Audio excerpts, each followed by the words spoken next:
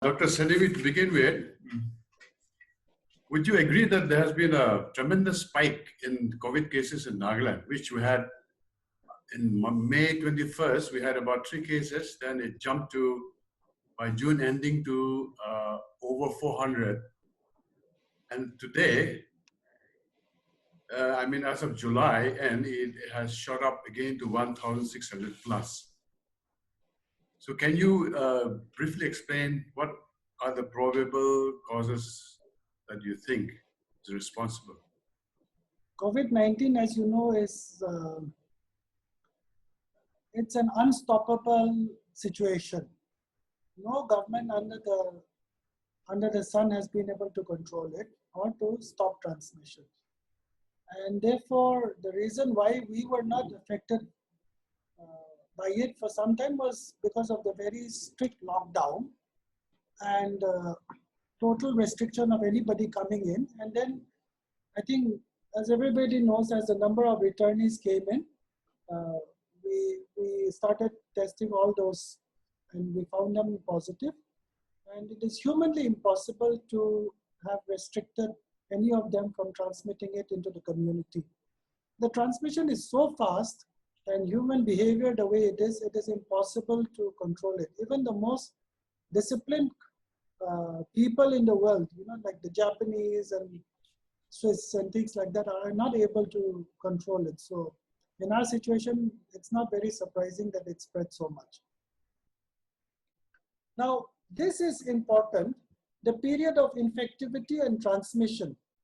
Generally, they say the virus will not be present beyond 9 days of the onset of symptoms. The virus, there are two things. You have the RNA, which is part of the virus, and the full virus. The full virus is active and that can transmit infection. The RNA itself cannot transmit infection. It's only part of the virus. So supposing I get an infection and I have fever for 3 days. After 3 days, I'm okay, So on the day 14, supposing you do a test on me and you find that my RNA is positive. Should we say that, oh, the virus has not been cleared? That's not entirely correct. It just means that you still have the viral RNA. It doesn't mean that you're infective. But of course, people will not feel comfortable unless the viral RNA is totally gone. So what they say is the viral RNA can remain in the body, can be present even up to 42 days. But it doesn't mean 42 days you are infective.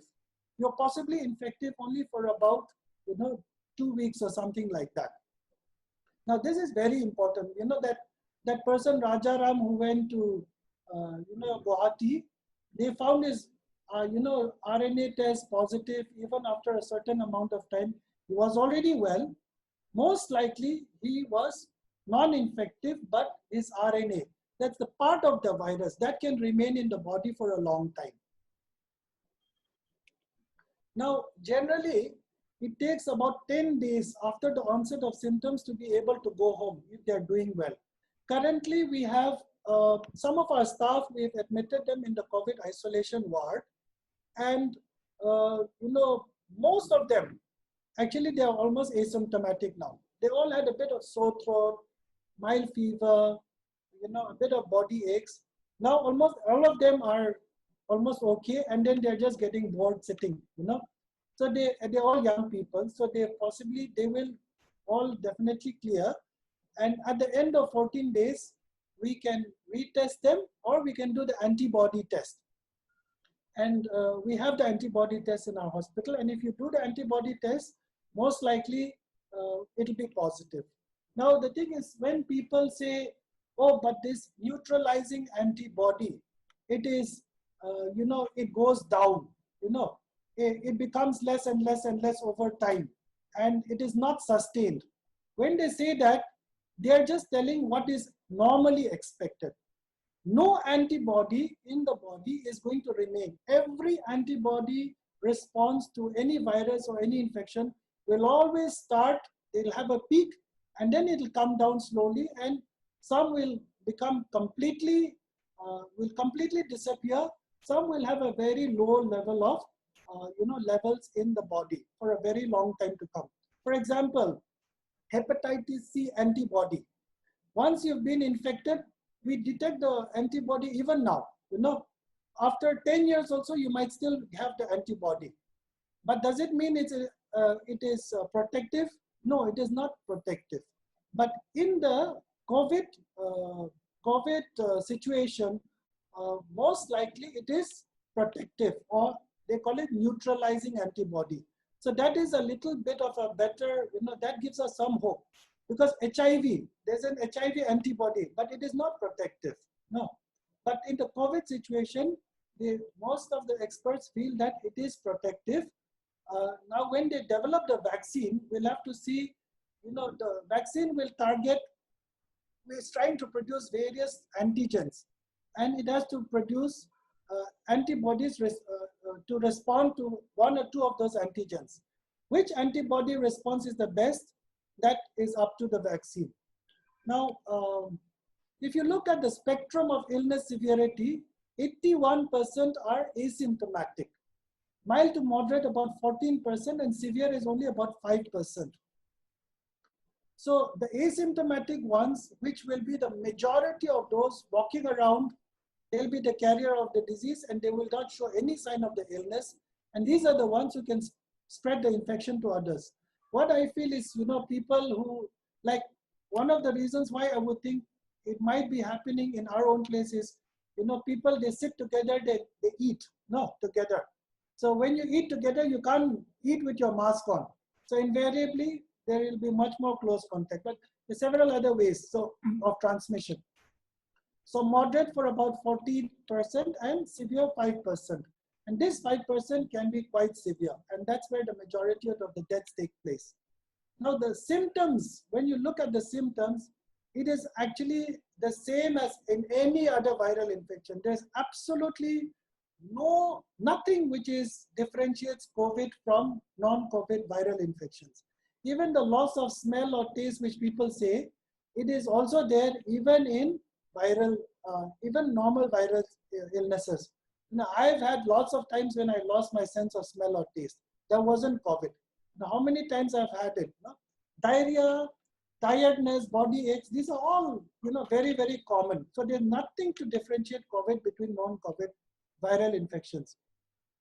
Now, the outcome of the infection, so most people will get better, but the people we really need to look after is the vulnerable people. So the vulnerable people we know are those with lung problems, high BP, elderly above 65 years of age. It doesn't mean a 50-year-old person will not die. My age is 53, I'm still vulnerable. A young person maybe at the age of 16 is not as vulnerable. We're not saying they will not die, but the chance of their dying are much higher than a person like me. So if you're obese, you have heart problems, you have cancer, etc., diabetes, much higher chance. So right now, you cannot keep a lockdown indefinitely. But what we can do is we can try to have many, many layers of protection around the vulnerable people. And that is what we need to really work at. One of the top epidemiologists in India, Dr. Jayaprakash, he said, if we just leave without doing anything, you just keep it like this with all the lockdowns, around 10 million people might die. If you open up the lockdown, about 1 million people might die. 10 million people will die because of other reasons, starvation, etc. With the lockdowns, 1 million people will die. So you have to decide between what do you want, lockdowns and 10 million people dying, or no lockdown, allow people to move around and 1 million people die. So you have to you have to measure. It is not an easy decision. And he said, I can't take that decision for anybody, lockdown or no lockdown, but that's the way it is. So when you look at the case fatality... Doctor, can I just ask you one question here? Yeah. Yeah, we have had lockdown since March 24 and gradual unlock. Now we are under unlock 3 by August. Yes. So far, as far as containing the virus, it has certainly not helped. As you were saying, whether you choose between 1 million dead or 10 million dead, or what I'd like to also ask you is not this, huge spike. Today we're into almost 17 lakhs, as you pointed out. See, from 500 in March, April, May, June, July. Within 4 months, we are into 17 lakh cases. So Yes. there's always that term that had come, but somehow it has been somewhat pushed away. That community transmission. Sorry. Yes. So do you think that there's community transmission? Okay. Now, I'm not sure right now what the central government or the state government is talking about community transmission. But let me quote this from Dr. Jayaprakash again. Dr. Jayaprakash, he's the top epidemiologist in India. He said, since the central government or the Ministry of Health is so, reluctant to use this word called community transmission, so I'm just going to stop talking about community transmission. I'm just going to say there's a Chinese virus running around. Now you decide whether you want to call it community transmission or not. It's up to you. Let the government decide what they want to call it. I'm calling it a Chinese virus running around. So, I mean, it's just common sense, whatever you want to decide to call it. So, I mean, it's now a little, not very important, We just know that it's there in the community, whether you call it community transmission or not, So when it happens in our hospital, what will you call it? I mean, the official terminology that, let the people, authorities decide what they want to say, no? Okay. Interestingly, the government has come up with one term. They call it localized transmission. So it's putting us more into confusion because we get into different, phrases and all these names. Localized transmission. Yeah. So yeah. I mean, you see, now it's everybody to interpret it for himself. No. So most of us know that, you cannot prevent transmission from taking place. It has never happened in any country of the world. No. Mm-hmm. Within the community, it is impossible to prevent it. No. Yeah. So, you decide whatever you want to call it. No. Okay. You may not say community transmission. You might say it is spreading all over the community. So you use whatever term you want to use. Okay. So in Dimapur, by the way, doctor, since you are in Dimapur, you are familiar with the health environment. You have this number of cases coming out from different localities, and yes, we've had this, lockdown. What can you say about this? About what? There are lot of cases are being reported in different localities in different far ends of Dimapur, away from each other. Different, say for example, maybe it could be in Chimu, could be in Lengri, could be in West Yard, could be here and there. So, I mean, despite all the lockdown, whatever we've had, I mean, what explanation can there be from your end? What do you see? What do you hear? Yeah, the same thing, that it is humanly impossible to prevent transmission. With our lifestyle and behavior the way it is, I think, I'm not sure what percentage of Dimapur is literate or illiterate. No, I think it is impossible to prevent the transmission. No, and it is also not possible to do enough contact tracing. You will need 10,000 health workers to do all the contact tracing effectively, and that also may not be sufficient. See, look at, when you say contact tracing, you take an index case, then you trace out how many people where all did he go.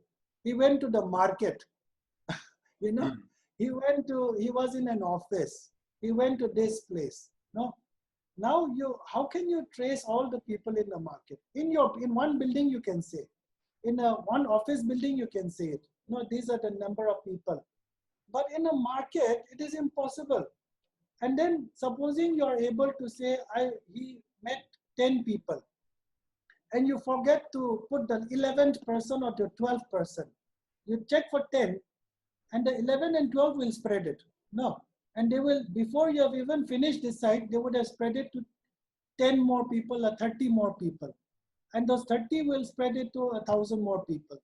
So I really think, see, if you do the antigen test or the TrueNat or the RT-PCR test right now on those 10 people, it doesn't mean that they will not get infected again.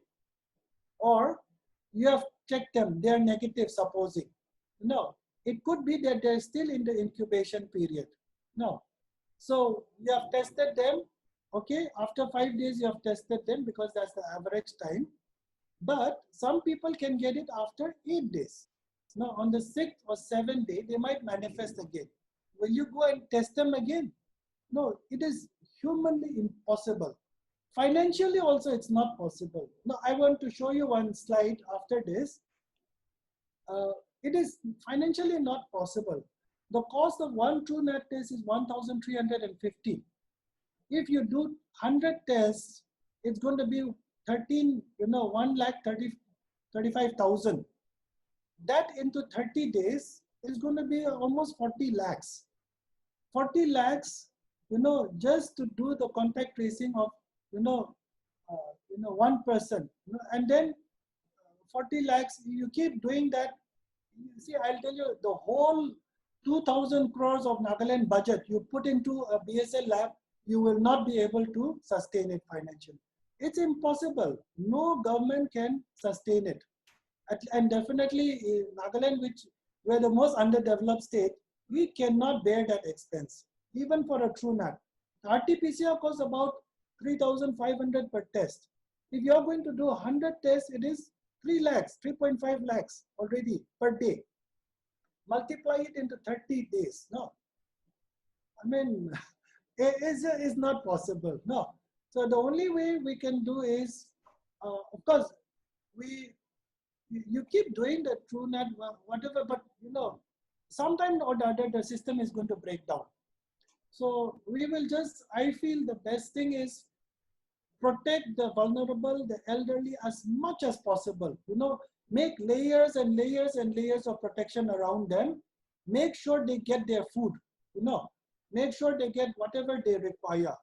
And then, the others, whether you like it or not, they're going to move out. You cannot keep a whole generation of people under, lockdown for the next 3-4 months. No. People will just die because of starvation, or they'll become so desperate that they will start stealing. There'll be law and order problems.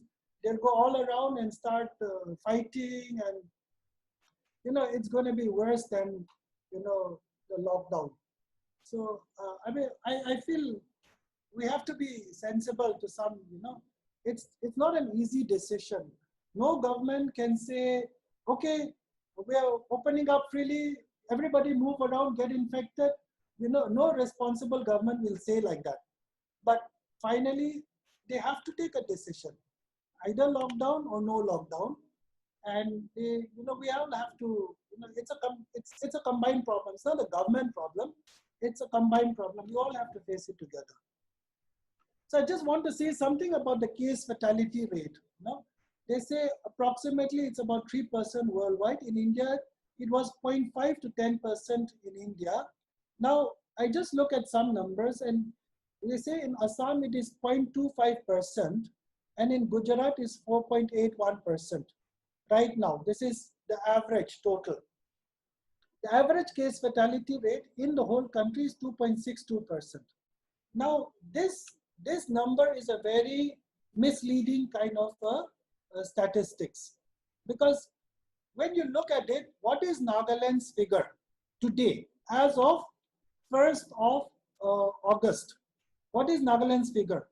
If you put 5 deaths divided by 1,600 tested, it is 0.000 something. Now, That is the case fatality rate today.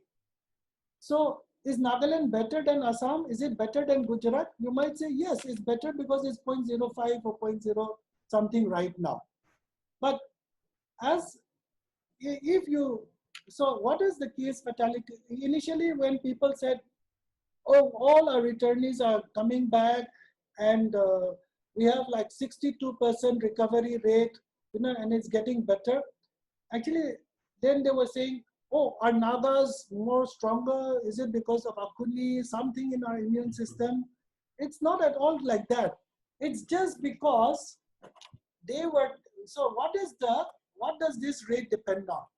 It depends on the numerator, it depends on the denominator, okay? In a fraction, the rate is a fraction, 1 out of 10 or 1 out of 100. No, 1 out of 100 is 1%. So it depends on the number tested. If you have a very high number of people testing, the rate will definitely go down. The death rate will go down, recovery rate will get higher. So more tested, less death rate. No, age of the patient. If you test more young people, the death rate will become much less. So just giving the death rate, crude death rate like that is not correct. That is not the right way of reporting. No, you need to look at the subpopulation of people with comorbidities. What is the death rate amongst doctors? It's around 10 to 12%. It's the highest. No, it's more than, even Gujarat and all that. Does that mean I have a 12% chance of dying? That's not correct either. It's just that the denominator, the number of doctors is less as compared to the state of Gujarat. No. So if you look, if you have, very large number of people being tested, the death rate will be less. So what we need to say is the death rate among old people is this much, the death rate among young people is this much, the death rate among comorbidities is this much. But just giving a death rate of 2.4%, 10, and saying, oh, in India we are better than America is absolutely wrong. No, it's just that in America and Western countries, people, they live, the average life of expectancy in like Scandinavian countries is about 85 years old, So obviously older people, they will have diabetes, they'll have more problems, cancer, etc. So invariably their death rate will be higher than ours. But even in India, a lot of old people are dying. So we are not at all different from anybody else. We look like Chinese people, so in China also many people died. We will also have the same sort of figures. A lot of people thought, oh, in India we are dirty people, we're exposed to so many viruses, we'll have so much of good immune response. It's not correct because, immune response is specific. The antibody is specific to a disease. You may have 1,000 infections compared to 500 in America, but still then a new infection comes, you will still succumb if you are not immune to that. Now, Doctor, you've spoken a lot about the virus. Is it possible that the person who was infected, recovered, could again be infected again? Now, this is something which nobody in the world knows right now. Again, I'm quoting Dr. Jaiprakash, who is the National Institute of Epidemiology in Chennai. He's the CEO of that center, the director of that center. What he said is, so far, what we seem to find out is that there seems to be a robust neutralizing antibody response. Now, if there was a lot of reinfection, the amount of number of cases in Delhi would not be coming down. It would be going up again and again. No. So I think that would be very, very uncommon. We cannot say it is not possible because, I mean, in medicine, nothing is, exact, but possibly the chances are much less. Yeah. See, measles, we get it once, you don't get it again. Chicken pox, you get it once, you don't get it again. Smallpox, you don't get it once, you don't get it again. So most likely, you will not get it again, but it is always possible that the virus will mutate and different strains can come out. So To say sometime mutation. back I read that there were at least 70 strains which were already there. There are predominantly two strains, but many sub-strains, and that's normal for any virus. Any virus will always mutate. So, but when the scientists try to make a vaccine, they will try to look at the most stable part of the, because the virus contains various things. There will be a protein spike in one area, there will be a phospholipid in another area, things like that. So they try to maybe target one of the most stable things, or they might target two or three areas which they feel are the most stable and are common to any other. Even if you mutate, the whole virus doesn't mutate. There are certain stable things in the virus which mutates, and that's what people look at for when they make the vaccine. So the other thing I think in terms of um, controlling the spread, I don't think we'll be able to fully control the spread. Some of the things which I had made some suggestions to the district task force and all also is that, see, in our hospital we take several precautions. We're doing a lot of training for all our staff, education. We use the mask, we also use a face shield now, and we're also using plastic sheets now in front of the doctors. So one of the things possibly be using a plastic sheet in the shops, no, as many Jobs people, if they and use yeah. plastic sheet, then that might help. I'm not saying it'll definitely control, but that might be useful. No? Like And you can have it in your counter, OPD counter, you know, yes, yes. then We have your it in all our, pharmacy. yeah, we have it in all our counters now. But the one thing right now which we are really struggling is the response of the community. So many of our staff are being told that to get out of their houses. No, despite the fact that we have spent so much time educating and all, the fear is so much that they're saying now if you go to the hospital, then don't come back, or we'll kick you out. So that is an extremely bad response from the community, and that is what happened to Zion Hospital.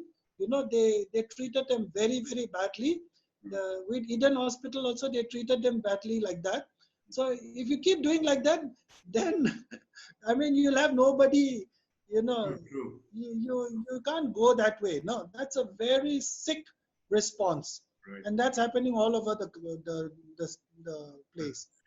Ignorance coupled with fear. Yeah, but where is the peace that passeth all understanding? No. Yeah. Most of them are, we say 95% Christian. At least, if we don't understand this part, actually, you know what? In the olden days when the plague came, when the plague came, it was only, everybody had the same fear. It was the Christians who went out at the risk of their own lives, and they went out and they brought in all the dead bodies from the streets, and they did everything possible, and that was a huge testimony, for the Christians. And today we are not in that situation. We have all the PPEs, whatnot. You don't have dead bodies lying on the street, and therefore, I feel this is a time when communities and the churches need to tell their congregation very strongly and say this is not the way to behave. No, we must respond better, otherwise it's a shame on us. Christians can't behave like this. No, so we have conducted 20 seminars and workshops all over Dimapur explaining to the people. No, but actually, if you look at, a lot of churches and all have responded very well, actually. Daba has responded very well by looking after people in the quarantine centers, the Dimapur Christian Forum, the Bongs, the Jain Samaj. A lot of people has responded very well. But on the other hand, there are also a lot of people who are responding quite badly. So I feel that there is a need to, to explain, to document the best practices that communities are doing and share it with each other. One recommendation what I told was that please, I can share all the posters, and our hospital, we have developed several number of posters, educational material about the COVID situation. We are willing to share it with anybody available, they can print it, they can disseminate it, because this is not the way to respond. No, we must respond better. Yeah, what is this second wave? We call it. What is the second wave exactly?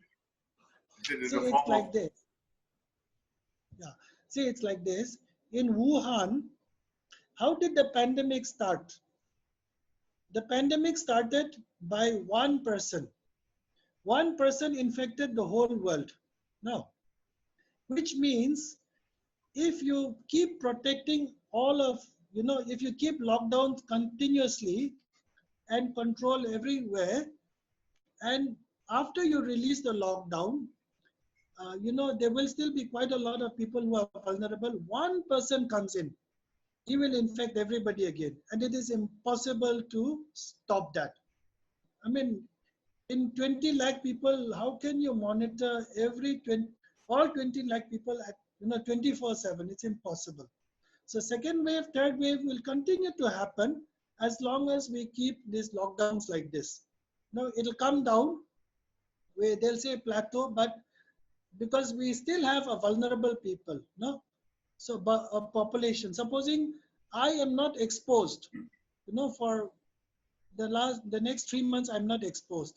In the fourth month, I get exposed, I will get the infection, and that can again have another wave. So lockdowns are necessary initially to get the government, develop our infrastructure, the COVID care centers, the drug testing facilities, the medicines to come in. But now that most of those things are there, the purpose of lockdown, if you look at the burden of suffering, no, there will be more suffering because of lockdowns than because of opening up. So in other It's a words, hard decision. you'll also need more medical. I mean, to say teams, doctors, nurses, because this is not going to go away in a long time. Yeah. So presently, most of the doctors are overworked, tired, stressed out. Yes, yes. See, how much can they do contact tracing, How long will you do? And if you are doing contact tracing for 20 people, okay. But if it is 2,000 people, how many people can you do? No, it's beyond anybody's ability. It's humanly impossible. Yeah, the other thing is the quarantine centers. Of course, the number of quarantine centers will possibly come down, but the number of COVID care centers will possibly need to increase. We will need more COVID care centers. COVID care is where most of the people are asymptomatic or mildly symptomatic. Those are very easy to manage. It's more easy to manage a COVID care center than a quarantine. Because in quarantine, we don't want people to mix.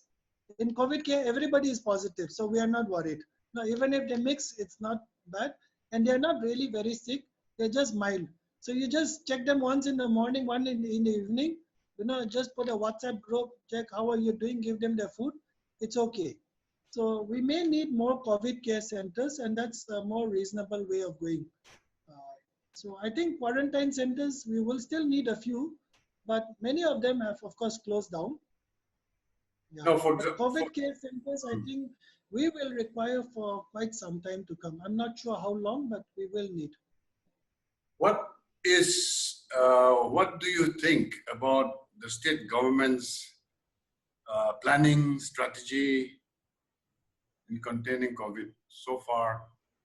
Do you tend to agree, or you tend to feel that there could be some other ways by which they could have done better?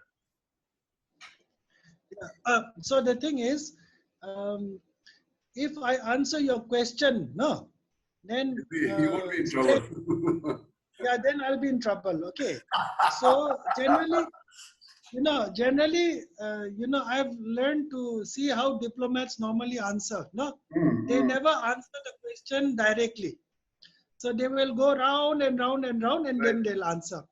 But what I would think is, the recommendation I would give to the government is involve all the parties, the partners, especially in health, involve the private sector the private hospitals and the government, and let them, work together. Let them partner in planning, implementation, monitoring, and evaluation. So the thing is, when you give instructions and say, do this, do this, do this, follow these instructions, people may follow or may not follow. Whereas if you ask people and say, hey, come, let's plan together. We need you, as equals, we need you, and let's plan it together. Then everybody takes ownership for it. Then they say, okay, we are also responsible. We will do it with you. We'll take ownership. Failure or success, we are all in it together. You plan together, you implement it together, you monitor it together, you get a debriefing, evaluate it together. That is the thing which needs to be done. See, Kiran Bedi is a long time back when she was being interviewed by Tim Sebastian in Hard Talk. He asked her, how do you enforce security in Tihar jail? She said, we don't enforce security, we create security. And that is a very important thing, creating security rather than enforcing. If you give instruction, orders, people may obey, may not obey. And then if they don't obey, you have to punish them. But that may not give you your results. It is better to plan together. All over India, there's the same problem. The government is fighting with the private sector. The private sector is trying to protect themselves, getting angry. The government is getting angry with the private sector, all because they didn't say, hey, come, let's plan it together. If only they had the humility to say, let's plan together and work together, actually, not just by, by word, but you actually plan together, then I think, things might work out better. Because it's not, COVID is not a government disease or a private disease. It's a common disease. So I think it's the same thing. In tuberculosis also, HIV, all that, the central government also does the same thing. They think TB is a government disease, so they don't involve the private sector at all. HIV, they don't involve the private sector. And then they say, the private sector are not doing their job, they are breaking rules, all that, and getting angry. No. So when they involve also, they more in terms of ordering. You do this, follow these rules. And that is not the way, no. So from our side, I think we are working fairly closely with the government in many areas. The BSL2 is, of course, another partnership thing which we are doing with the government. So there are several areas, I think, which we can still explore. But that is really the need of the hour. And I feel if we can get more and more private people into it, that will be useful. Thank you so much, Dr. Sadhvi. It's always a pleasure to talk to you because, we learn a lot. And today also we have learned so much from what you have told us. And we'll try to highlight this in the newspaper as well as this channel. Thank you so much, Doctor. Okay, thank you.